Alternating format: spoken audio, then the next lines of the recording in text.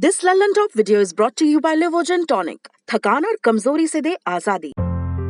इतनी थकान, मैराथन भाग रहे हो? मैराथन? अरे मैं तो रोज ऐसे ही थकी रहती हूँ। थकान और कमजोरी खून में आयरन की कमी के लक्षण हैं। लीजिए लिवोजेन टॉनिक। इसमें है ऑर्गेनिक आयरन और कई ऐसे तत्व जो दें थकान से आजादी।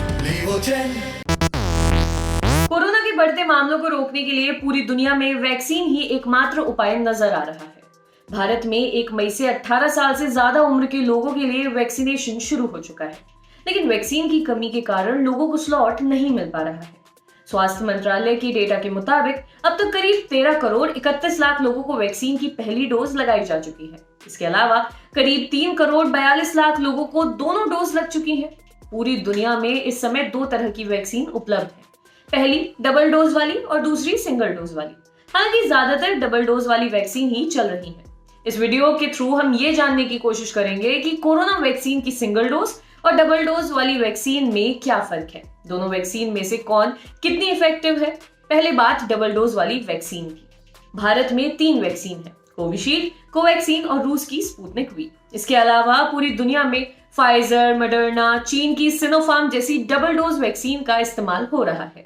वैक्सीन स्पुतनिक वी कहाँ विकसित हुई? रूस। उत्पादन कहाँ? भारत में डॉक्टर रेड्डी द्वारा इसका उत्पादन किया जा रहा था। रशियन डायरेक्ट इन्वेस्टमेंट फंड यानी RDIF ने अपने स्टेटमेंट में बताया है कि 5 और भारतीय कंपनियां इसका उत्पादन करेंगी। ये 5 कंपनियां हैं Gland Pharma, Hetero Biopharma, Panacea Biotec, Stelis Biopharma और विर्चोव बायोटेक। वैक्सीन कितनी कारगर है? स्पुतनिक वी की एफिकेसी का डेटा RDIF ने साझा किया है। यह है 91.6%। कितने डोज चाहिए? RDIF ने बताया है कि इस वैक्सीन के भी 2 डोज जरूरी है, लेकिन कोविशील्ड और कोवैक्सीन की तुलना में कम दिनों के अंतराल पर इस वैक्सीन के डोज लगाए जा सकते हैं। खबरों के मुताबिक 21 दिनों के अंतराल पर। मूल्य: वैक्सीन के 1 डोज की कीमत अंतर्राष्ट्रीय बाजार में $10 यानी कि करीब 751 रुपए बताई जा रही है। भारत में प्रोडक्शन और रखरखाव का हिसाब जोड़ दें तो दाम में कुछ बदलाव हो सकता है। रखरखाव: इस वैक्सीन के पाउडर फॉर्म को फ्रिज में आराम से आम तापमान पर रखा जा सकता है, 2 से 8 डिग्री के बीच, और जो इसका लिक्विड यानी तरल रूप है उसे -18 डिग्री पर स्टोर करना पड़ता है।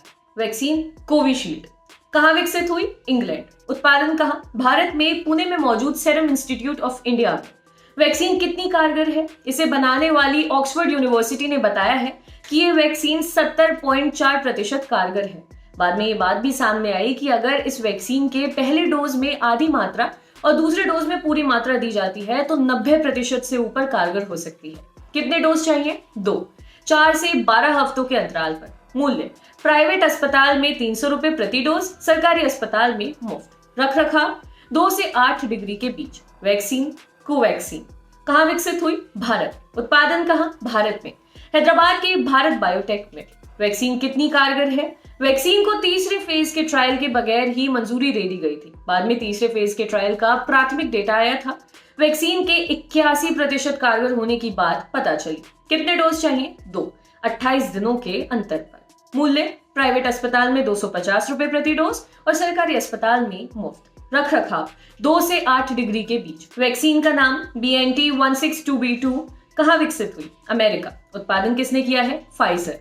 वैक्सीन कितनी कारगर है? कई एक्सपर्ट्स ने इस टीके को कोरोना संक्रमण के खिलाफ सबसे कारगर माना है।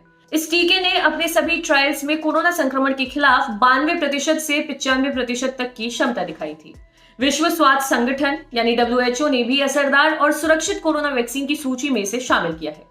कितने डोज चाहिए? 2 डोज। मूल्य: फाइजर अमेरिकी सरकार से प्रति डोज $19.5 करीब 1500 रुपए चार्ज कर रही है। यूरोपीय यूनियन के लिए कंपनी ने 2022-23 के लिए करीब 1700 रुपए प्रति डोज का चार्ज लिया है।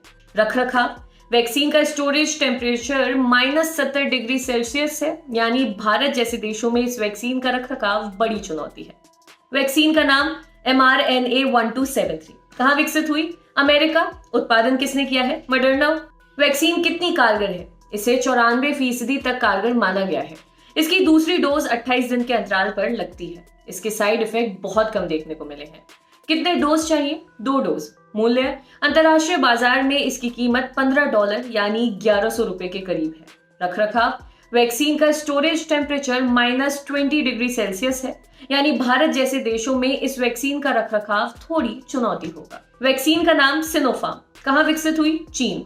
उत्पादन किसने किया? Beijing institute of biological product. Vaccine कितनी कारगर है? इसकी एफिकेसी करीब 79% बताई जा रही है। सिनोफार्म का अब तक 45 देशों में इस्तेमाल शुरू हो चुका है। WHO ने हाल ही में इसे मंजूरी दी है। कितने डोज चाहिए? 2 डोज। मूल्य, कुछ मीडिया रिपोर्ट्स में इसकी कीमत 5,650 रुपए बताई गई है। रखरखाव, वैक्सीन का स्टोरेज टेम्परेचर 2 से 8 डिग्री सेल्सियस है, यानी इसे स्टोर करने के लिए रेफ्रिजरेटर का सामान्य तापमान ही चाहिए होता है। अब तक जिन वैक्सीन के बारे में हमने बात की है वो सभी डबल डोज वाली वैक्सीन थी। अब बात करते हैं सिंगल डोज वाली वैक्सीन की। इसमें पहला नाम है रूस की स्पुतनिक लाइट। कहां विकसित हुई? रूस। उत्पादन किसने किया है? मॉस्को के गैमलियर रिसर्च इंस्टीट्यूट ने बनाया है। रशियन डायरेक्ट इन्वेस्टमेंट फंड ने फाइनेंस किया। वैक्सीन कितनी कारगर है? इस वैक्सीन के फेज 3 ट्रायल में 7,000 लोगों को शामिल किया गया। ट्रायल रूस, UAE और घाना में हुआ। नतीजों में पाया गया कि यह वैक्सीन वायरस के सभी नए स्ट्रेन पर असरदार है। ओवरऑल एफिकेसी 79.4% है। वैक्सीन लगवाने वाले 100% लोगों में 10 दिन बाद ही एंटीबॉडीज 40 गुना तक बढ़ गई। कितने डोज चाहिए? 1 डोज। मूल्य, दुनिया भर में इसकी कीमत $10 करीब 730 रुपए से कम रहेगी। रखरखाव, स्पुतनिक लाइट को 2 से 8 डिग्री टेम्परेचर पर स्टोर किया जा सकता है। वैक्सीन का नाम AD26.CoV.S। कहां विकसित हुई? अमेरिका। उत्पादन किसने किया है? Johnson and Johnson. वैक्सीन कितनी कारगर है? जॉनसन एंड जॉनसन की वैक्सीन अमेरिका में 72%, दक्षिण अफ्रीका में 64% और लैटिन अमेरिका में 61% कारगर है। हालांकि अमेरिका और कुछ अन्य देशों में थक्के जमने की शिकायत मिली थी। कितने डोज चाहिए? 1 डोज। मूल्य $8.5 से $10 तक। रखरखाव, जॉनसन एंड जॉनसन की वैक्सीन को -20 डिग्री सेल्सियस पर 2 साल और 2 से 8 डिग्री सेल्सियस पर 3 महीने तक स्टोर किया जा सकता है। वैक्सीन का नाम AD5NCoV। कहां विकसित हुई? चीन। उत्पादन किसने किया है?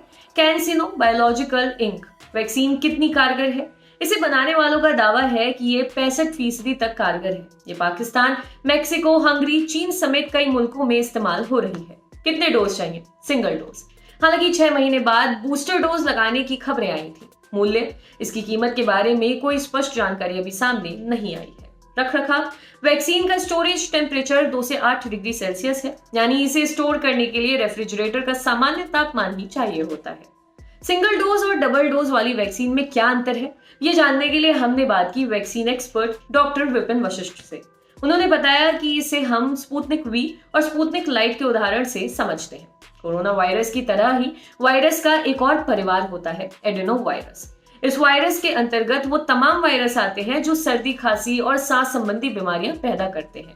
प्रॉपर स्पुतनिक वैक्सीन में इन्होंने 2 डिफरेंट टाइप के वेक्टर यूज किए, AD5 और AD26।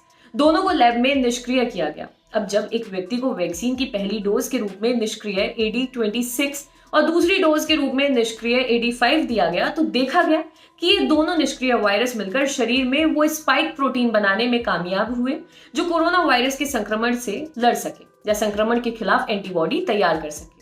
यानी स्पुतनिक V के दोनों डोज में एक ही वैक्सीन नहीं दी जाती, दोनों डोज अलग अलग होते हैं। इसमें AD26 मेन वैक्सीन है और AD5 बूस्टर डोज। इन दोनों का कॉम्बिनेशन कोरोना वायरस के खिलाफ मामला दुरुस्त कर देता है।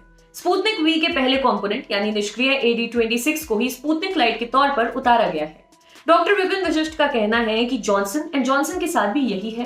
हालांकि जॉनसन एंड जॉनसन की टेक्नोलॉजी स्पुतनिक से बेहतर है। उनका कहना है कि जो भी वेक्टर वैक्सीन है वो सिंगल डोज में ही बनी होती है। एस्ट्राजेनेका ने भी 1 डोज यूज किया था, लेकिन परिणाम अच्छा नहीं मिला तो बाद में 2 डोज ट्राई किया। तो कुल मिलाकर ये है कि 1 डोज से भी काम चल सकता है अगर दूसरे डोज में हम डिफरेंस ज्यादा रखें। ये भी हो सकता है कि ये इनकी एक गिमिक हो कि देखो हम सिंगल डोज वाली वैक्सीन ले आए। आपके लिए खबर लिखी थी हमारे साथी डेविड ने। देखते रहिए दी लल्लर टॉक। शुक्रिया।